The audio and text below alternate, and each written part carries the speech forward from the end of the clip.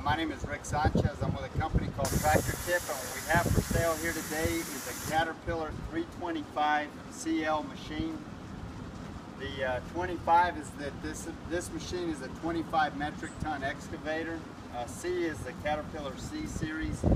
L stands for a long carriage, and that, along with the wider than standard pads, adds to the stability of the machine. It adds to greater lifting capacity. It's easier on the operator, so on and so forth. So we're going to talk a little bit about the mechanics of this machine in the first clip, the operating specs in the second, and we'll run it in the third. The last time I priced one of these machines out, they run about $225,000, but that was probably about 5 years ago. Last time I priced a new one. So I don't know where they're at now. This machine has got 9,748 hours on it. As far as manufacturers go, you know, Cat's ubiquitous out there. They're number one in the world of heavy construction, mining, and agricultural equipment. It's not because they're cheap. They build solid, reputable products that have stood the test of time through the 1900s. This machine weighs 60,406 pounds. The widest point are these tracks right here. These tracks are 11 foot 2 inches. A standard 325 excavator's track width is 9 foot 8 inches.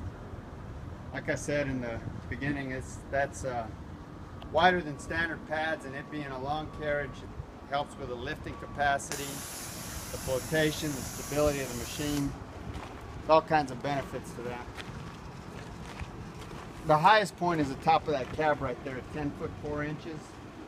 The transportation length is 36 foot when this thing is bowed down and tucked away in transport profile. It's 36 feet. Comparable machines are like a Komatsu PC250, a John Deere 270, maybe a Volvo EC 240, it's probably bigger than a 240. As far as the history of this unit goes, like most of the machines that we purchase, it's an original owner, Dallas, Texas machine. It's got no rust whatsoever. We're far enough south and 300 miles from the ocean, so the only salt we see is the salt on our kitchen tables. This machine comes from a large, well-organized contractor here in the Dallas-Fort Worth area that had a comprehensive maintenance program that rivals some of the best I've seen. You know, we, as well as our customers, are pretty happy with the machines that we've purchased from these guys. And I guess it should be said that before I buy any machine, I have my mechanics go out and thoroughly inspect it first. And then before I write a check for it, I go out and I inspect it myself personally. We just don't buy junk. I'm going to talk about the engine. Okay, so this is going back up to the engine. You got a pretty good sized toolbox here. Practically fit a small car. This machine is still a little dirty. They believed in greasing this machine and had a lot of residual over it. This engine is a Caterpillar 3126. I don't know if you can make it out there. 3126B. It's a diesel engine, obviously. It's 189 gross horsepower and 173 net horsepower. It's got a 132 gallon fuel tank that'll run you 14 to 17 hours of operating time between fuel ups. Of course, that depends on your application.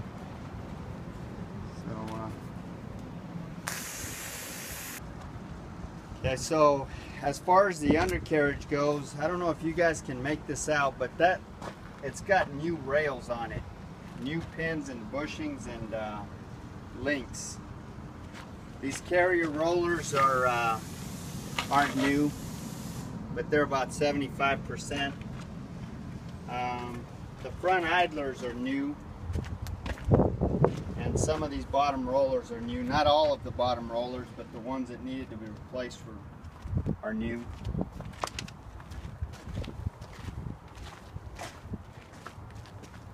But the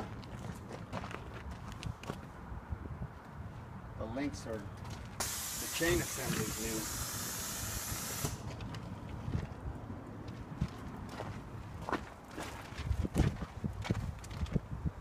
There's no leaks on the final drives. The final drives have got plenty of power, allowing them to counter-rotate. The hydraulics are strong. There's no cracks or welds anywhere in the work equipment whatsoever. This machine's never been, you can see we didn't paint it. All of the pins and the bushings are relatively tight.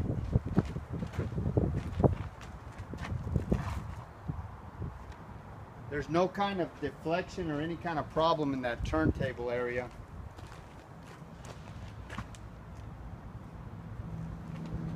You can see the cutting edge, the teeth here are in decent shape, about 80%. As far as the operating capacities go, this bucket here is a 60-inch bucket.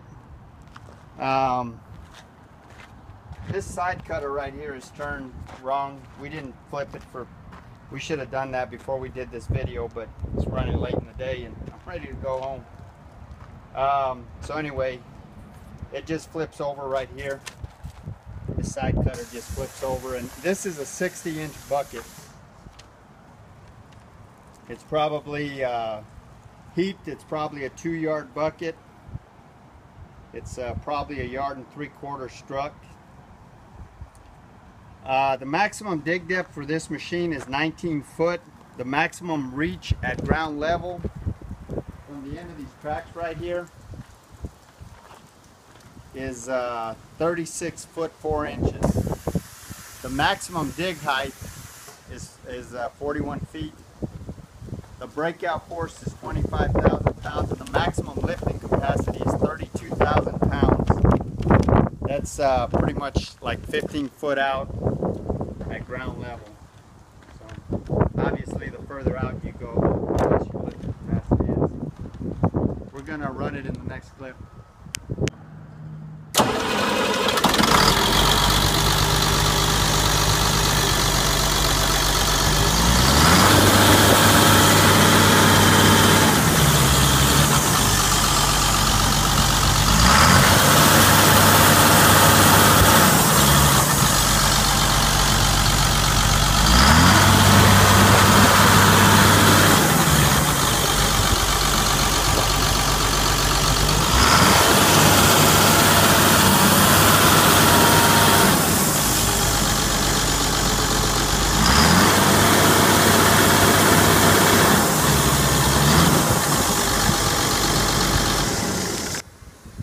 Okay, so this is the inside of the cab here.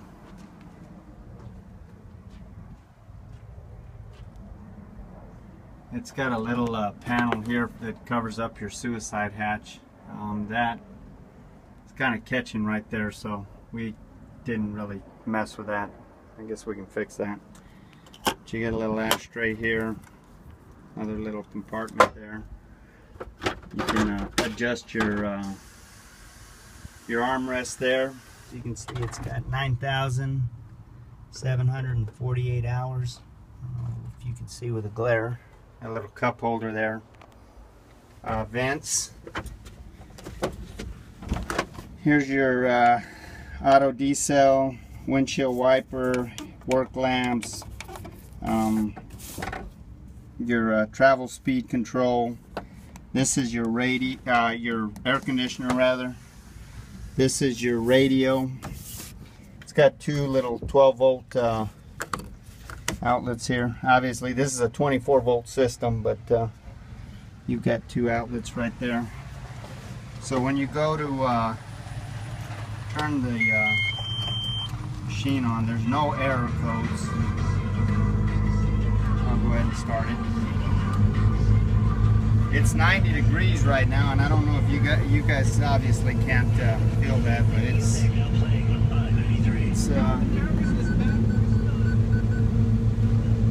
blowing nice and cold. This is your throttle control switch right here.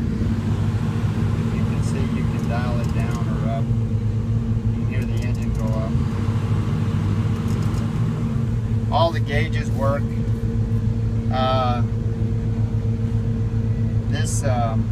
This here will get you into your main menu. You can set your preferences, adjust display, X out of it. This machine is not equipped with auxiliary hydraulics, so it's set up with bucket, no tool.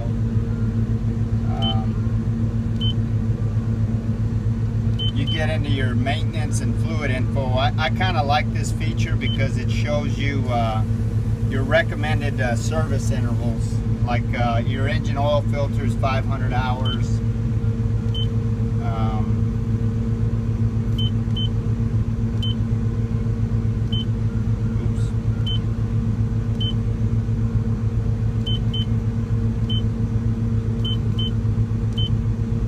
Fuel filter, I was going up and down, it's 500 hours.